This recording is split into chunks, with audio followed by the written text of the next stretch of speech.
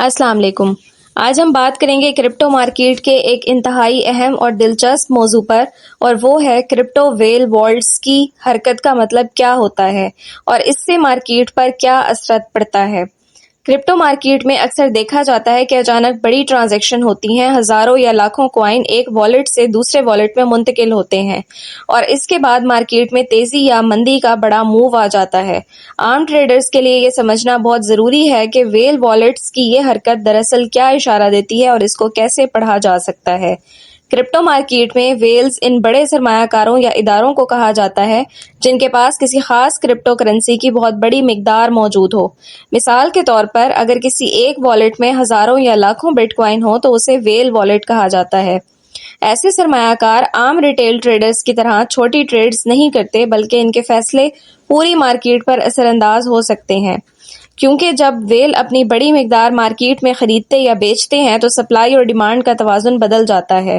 جب بھی کسی بڑے ویل والیٹ سے کوائنز کسی ایکسچینج والیٹ کی طرف منتقل ہوتے ہیں تو اکثر مارکیٹ میں یہ سمجھا جاتا ہے کہ ممکن ہے یہ کوائنز فروخت کے لیے بھیجے جا رہے ہوں، کیونکہ عام طور پر بڑی فروخت ایکسچینج پر ہی کی جاتی ہے۔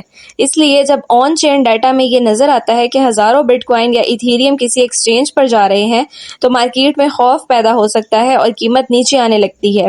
اس کو ممکنہ سیل پریشر کا اشارہ سمجھا جاتا ہے۔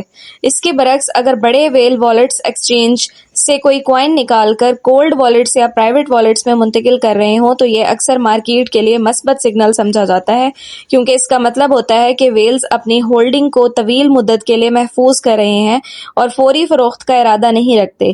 جب ایکسچینج سے کوائنز نکلتے ہیں تو مارکیٹ میں دستیاب سپلائی کم ہو جاتی ہے اور اس سے قیمت میں اضافہ ہونے کا امکان بڑھ سکتا ہے۔ ویل والیٹس کی حرکت کو سمجھنے کے لیے آن چین ڈیٹا انالیسس بہت اہم ہے۔ آج کل کئی پلیٹ فارمز ایسے ہیں جو بڑے والیٹس کی ٹرانزیکشنز کو ٹریک کرتے ہیں۔ جب مارکیٹ میں اچانک بڑی ٹرانزیکشن ہوتی ہے تو یہ پلیٹ فارمز فوری الرٹ دیتے ہیں۔ تجربہ کار ٹریڈرز ان ڈیٹا پوائنٹس کو دیکھ کر مارکیٹ کے ممکنہ اگلے موو کا اندازہ لگانے کی کوشش کرتے ہیں۔ اکثر ایسا بھی ہوتا ہے کہ ویلز جان بوجھ کر مارکیٹ میں نفسیاتی دباؤ پیدا کرتے ہیں۔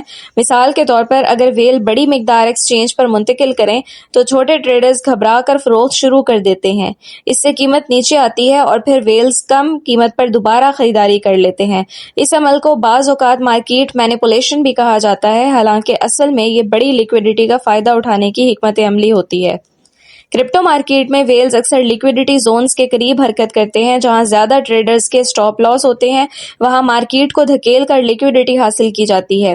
اس کے بعد ویلز اپنی اصل پوزیشنز بناتے ہیں۔ اسی وجہ سے بعض اوقات مارکیٹ اچانک وک بنا کر اوپر یا نیچے جاتی ہے اور پھر اصل ٹرینڈ شروع ہوتا ہے۔ کرپٹو مارکیٹ میں ویل ایکٹیویٹی اکثر مارکیٹ کے بڑے ٹرننگ پوائنٹس کے قریب بڑھ جاتی ہے۔ جب مارکیٹ بہت زیادہ اوپر جا چکی ہو تو ویلز آہستہ آہستہ ڈسٹریبیوشن شروع کرتے ہیں، یعنی اپنی ہولڈنگ کو چھوٹے ٹریڈرز کو فروخت کرتے ہیں، اور جب مارکیٹ میں خوف اور مایوسی کا ماحول ہوتا ہے تو ویلز اسی وقت خاموشی سے ایکومولیشن شروع کر دیتے ہیں۔ اس لیے کامیاب ٹریڈر صرف چارٹ نہیں دیکھتے بلکہ on chain data, whale transaction, exchange flow اور لیکوڈیٹی کو بھی سمجھنے کی کوشش کرتے ہیں۔ اگر آپ یہ جان لیں کہ بڑی رقم کہاں جا رہی ہے تو آپ کو مارکیٹ کی اصل سمت سمجھنے میں کافی مدد مل سکتی ہے۔ خلاصہ یہ ہے کہ کرپٹو ویل والیٹس کی حرکت صرف ایک عام ٹرانزیکشن نہیں ہوتی، بلکہ اکثر یہ مارکیٹ کے بڑے فیصلوں کی نشاندہی کرتی ہے۔ ایکسچینج کی طرف بڑی ٹرانسفر ممکنہ فروخت کا اشارہ ہو سکتی ہے، جبکہ ایکسچینج سے نکلنے والی بڑی ٹرانسفر طویل مدتی ہولڈنگ یا ایکومولیشن کا سگنل ہو سکتی ہے۔ اس لیے اگر ٹریڈر ویل ایکٹیویٹی کو صحیح طریقے سے سمجھ لے تو وہ مارکیٹ کے بڑے موو سے پہلے بہتر اندازہ لگا سکتے ہیں۔ اگر آپ کو ایسے ہی پروفیشنل کرپٹو اور مارکیٹ انالیسس سیکھنا ہے تو چینل کو لازمی سبسکرائب کریں تاکہ آپ کو آنے والی ویڈیوز میں مزید اہم معلومات ملتی رہیں۔